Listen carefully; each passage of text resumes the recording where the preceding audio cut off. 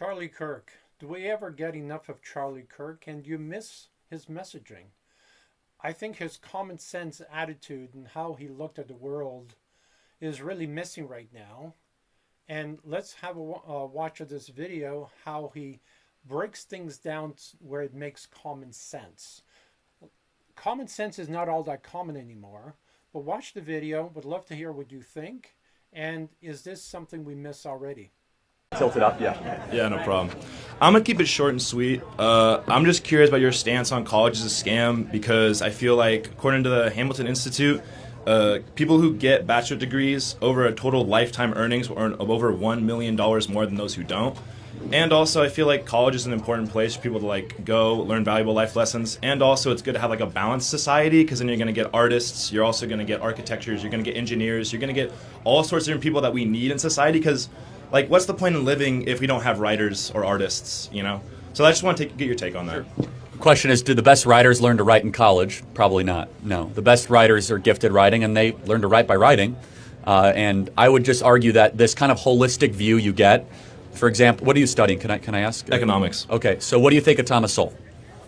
I actually really like him. I bought his book, Basic Economics. Great. He's one of the first economists I ever Do they really teach looked it at. here? Not yet, but also I've only been Okay, for so now you're 1 proving year. my point. If you're studying economics and they're not teaching Thomas Sowell, you're not getting an education, you're getting an indoctrination.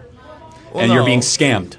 Okay. Milton Friedman, do they teach Milton Friedman here? No, but I'm aware of him. Okay, Ludwig von Mises. I'm aware of him, but no. Murray Rothbard, hold on. No. F.A. Hayek. No. Frederick Bastiat. No.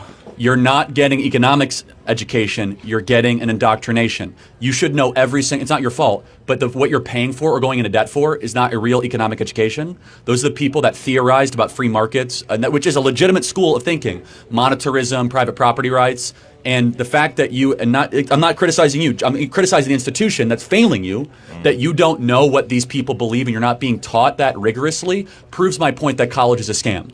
Yeah, but again, I've only been here a semester and a half.